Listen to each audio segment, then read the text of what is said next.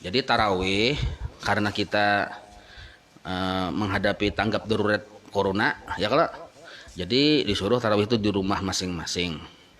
Jadi kita jangan salah pemahaman, salah pengertian. Pemerintah kadang melarang kita bertarawih, cuma melarang kita kerumunan orang banyak tadi. Nah, karena kerumunan orang banyak itu berpotensi menularkan atau tertular. Kita kada tahu apakah kita yang menularkan atau orang yang menularkan kita, ada tahu kita. Nah, karena kada tahu, maka kita mengurangi aktivitas yang berkerumun itu.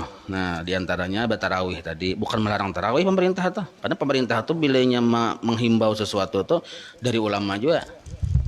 Kadang mau memutuskan seorangan. Nah, lalu tarawih seorangan ini atau di rumah atau berjamaah dengan bini atau seorangan di rumah itu hasil aja juga artinya. Artinya tetap dapat pahala sunnah. Karena asal muasalnya memang tarawih itu sendiri-sendiri, asal muasalnya. Ya kalau nah, cuma zaman Sayyidina Umar aja yang disunah muakatkan pulang berjamaah supaya siar nih tuh. Nah, cuma karena kita situasi darurat, maka di rumah masing-masing atau di tempat masing-masing. Nah, maka kita kalau kita mengamalkan himbauan pemerintah itu berpahala. Jadi kita tarawih di rumah, mengerja tarawihnya berpahala, mentaati himbauan pemerintah pun berpahala. Jadi dua pahala di situ. Kalau situasi normal kita menggawi tarawih berpahala, di masjid berjamaah berpahala, dua pahala juga. Jadi kita situasi yang saat ini kada normal tetap dapat dua pahala sebagaimana yang normal. Waktu normal dapat pahala dua, pahala bertarawih, pahala berjamaah. Karena tarawih itu sunat muakkad, berjamaahnya pun sunat muakkad. Nah, situasi keadaan normal tetap dapat dua pahala. Pertama, pahala bertarawih. Kedua, pahala mentaati himbauan pemerintah. Karena hakikatnya himbauan pemerintah, himbauan para ulama juga. Nah, itu penting kita ketahui, itu jangan mengaras-ngaras. Jangan mengaras-ngaras. Jadi jangan dikira kita mengikuti himbauan pemerintah itu kada berpahala, itu berpahala. Karena dalam Al-Quran wa ulil amri minkum, ati Allah wa Rasul wa ulil amri minkum. Karena mustahil para ulama, para ahli pemerintah memutuskan menghimbau sesuatu kalau kada demi kemaslahatan bersama.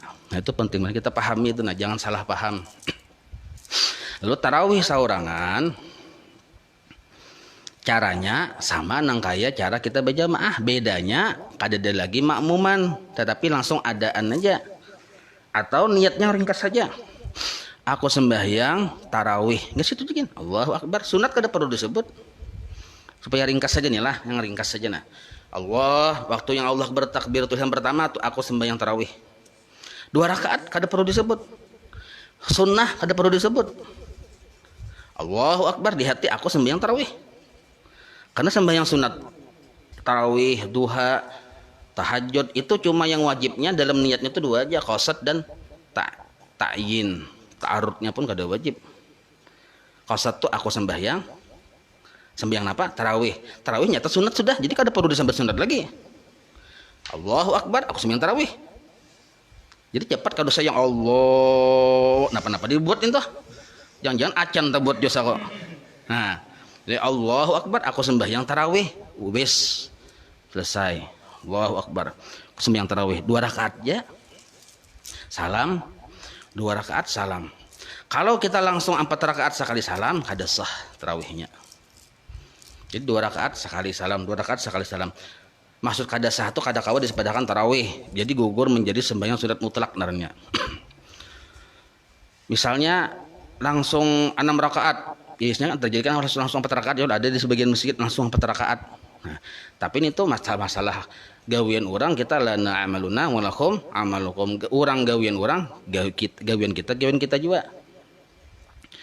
Jadi ujar Syekh Zainuddin Al-Malibari dalam kitab Fathul Mu'in dan diterangkan lagi oleh Syed Bakri Syata pengarang kitab I'anatul Talibin dipadahkan. Jadi tarawih itu wajib hukumnya 2 rakaat sekali salam. Buka kitabnya juz pertama di bagian akhir. Kalau kita sekolah di pesantren Pasti tahu kitab I'anatul Talibin tuh, Sarah Fathul Mu'in. Kalau kada sekolah kada tahu. Nah, jadi 2 rakaat sekali salam, 2 rakaat sekali salam. Kayak itu hukumnya wajib. Kalau hendak dipadahkan tarawih. Kalau kita 4 rakaat sekali salam, nah, kada sah dipadahkan tarawih, tetapi gugurnya menjadi sunat mutlak. Kenapa? Karena tarawih itu khusus qiyamu Ramadan. Sedangkan sunat-sunat yang lain disebut qiyamul lail. Makanya disebut tarawih itu 2 syaratnya, diantaranya harus 20 rakaat. Kalau kurang dari 20 rakaat belum bisa disebut tarawih, cuma disebut qiyamul lail. Sunat mutlak biasa aja. Kada kau disebut qiyam Ramadan. Qiyam Ramadan atau tarawih ini tertentu ada tata caranya, 20 rakaat. Dan setiap 2 rakaat wajib sekali salam. Nah, ini mazhab kita Imam Syafi'i dan Madzhabul Arba'ah sama. Peraturannya kayak itu. Jadi kalau ada yang di luar dari peraturan yang ulun sambat nih itu kalau menurut keterangan dalam kitab I'anatul Talibin tadi, yang juz pertama di bagian akhir tadi, itu jatuhnya ke sunat mutlak. Kada sampai ke derajat tarawih. Jadi misalnya ada tarawih 8 rakaat, silahkan. Kita bertoleransi aja masing-masing, gawi-gawi kamu, gawi-gawi aku. Nah, cuma bagi kita yang bujur-bujur mengikut ajaran guru kita, guru di sekumpul, yang merasa beisi guru-guru yang pernah sekolah ya kalau yang beisi guru peguruan tuh. Rasa-rasanya kada pernah guru-guru kita tuh memadahi kita atau mahuluakan kita 8 rakaat, rasanya kada pernah. Ya kalau, nah maka itu kalau merasa beisi paguruan, turutilah paguruan. 2 rakaat sekali salam, 2 rakaat sekali salam, 2 rakaat sampai 20 rakaat 10 kali salam. Tapi bagi orang yang hendak 8 rakaat, wes silahkan. Ya kalau, ya kita saling menghargai aja. Cuma penting kita himbau urusan itu tadi, urusan kita bebuhan dalam pagar kita sendiri itu, nah jangan sampai umpatan ya kalau yang asalnya masjid kita 20 timbul jadi 8 umpatan narannya, padahal mulai sabaharinya 20 timbul tak ada 8 umpatan. Nah itu yang sangat disayangkan. Nah tapi kalau ada pihak-pihak lain yang 8 rakaat, kita bertoleransi. Mungkin mereka ada dalilnya, mungkin ya Pak, mungkin kita kada memastikan, cuma mungkin itu. Cuma sudah ulun teliti pang di dalam kitab Madzhabul Arba'ah itu kada ada yang 8 tarawih itu. Maka ulun wani memadahkan tarawih 8 rakaat kada termasuk bermadzhab, di luar dari Madzhabul Arba'ah. Sedangkan kita wasiat dari guru kita, guru sekumpul, bermadzhab. Salah satu Madzhabul Arba'ah, misal Imam Syafi'i kah, Imam Maliki kah, dalam beramaliyah, dalam berpikih itu.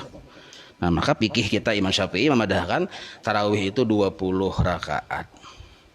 2 rakaat sekali salam. Sedangkan surahnya mun zaman Nabi Baharin itu surahnya mulai Al-Fatihah, mulai Al-Baqarah terus. Jadi mulai awal ayat Al-Qur'an terus sampai tamat. Jadi ada yang seminggu tamat Quran. Ada yang 3 hari tamat Quran, ada yang sebulan tamat Quran. Amun kita kada kawan menuruti, maka para ulama pun ada menyusun sebagian yang bagus, yang surah-surah pendek nih tuh. Nah jadi memang kada boleh bang kita menentukan tarawih itu surahnya harus ini, memang kada boleh nih tuh. Kalau menentukan pasti itu bid'ah narannya. Kada boleh juga. Cuma seandainya kita menentukan karena kita ketujuh surah ini kita gawin itu alasannya karena handap dan karena itu yang kita hafal, kada masalah. Apalagi di zaman kita, zaman yang kayak ini, zaman musim penyakit, mewabah, zaman keadaan sulit, maka menurut himbauan guru-guru kita yang bahari-bahari memadahkan bahwa kalau bisa dibanyakin membaca surah Al-Falaq dan surah An-Nas. Maka sangat bagus dibaca di sembahyang sunat tarawih itu surah pertama Al-Falaq, surah kedua An-Nas, biar ke 20 rakaatnya ada apa-apa. Kenapa? Alasannya 2. Pertama, ulun hendak mengambil fadilat dua surah itu. Kedua, dua surah itu aja yang ulun hafal. Nah pengalihnya lain pada itu ada hafal. Nah misal tuh boleh aja ada papan itu. Nah itu surahnya. Nah itu jadi bagus benar tuh nah yang Al-Falaq An-Nas itu dibaca. Sedangkan caranya kada repot kada imbah tuntung salam tuh berdiri pulang Allahu Akbar aku sembahyang tarawih 2 rakaat salam berdiri pulang Allahu Akbar aku sembahyang tarawih kada bersalawat ada apa-apa atau mau hendak bersalawat juga supaya nyamuk baugahan yang kita benyaring nyala misalnya waktu berdiri itu Allahumma shalli ala sayyidina Muhammad nah jadi ujar bini Allahumma shalli wa sallim alaihi jamaah misalnya jamaah lawan bini ayo aja itu aja kadosa yang wal khalifatul ula kadosa itu ini pertama kita kada hafal juga ya kalau nah jadi langsung ya imbah salam berdiri sambil berdiri baca salawat Allahumma shalli ala sayyidina Muhammad tambahannya tuh Allahumma shalli wa sallim alaihi ujar anak misalnya nah kayak itu jadi mudah aja menggawin itu nah jadi ulun memadahkan kita menggawi sembahyang sunat tarawih di rumah bapahala menggawi sembahyang sunat tarawih dan bapahala dengan mentaati himbauan pemerintah dapat 2 pahala nah itu penting kita tahu tuh supaya jangan sampai kita marah rugi juga ada berjamaah aja kada ada rugi malah tetap dapat 2 pahala tetap kada ada rugi maka niatnya itu banyak ta'amanu 'alal birri wa taqwa jadi kita saling tolong menolong pemerintah berusaha untuk sesuatu yang sedang targetkan oleh pemerintah kita pun menolongnya juga dengan cara yang seperti itu nah ya kalau kita ini perlu kita yang penting kita tahu lah kita ini menolongi pemerintah pintangan mengobati corona kada juga adalah kita menolongi rumah sakit menolongi segala macam kada juga ya Allah menolongi dana sebagai mengobati orang punya corona kada juga kada ada andil kita untuk menolongi itu nah kada ada maka satu barang cara menolongi kita tuh maasi dengan menurut apa ujar pemerintah itu bagian dari cara menolong kita dengan pemerintah nah itu nah mungkin cukup sampai di situ wallahu alam kita baca roti atas lah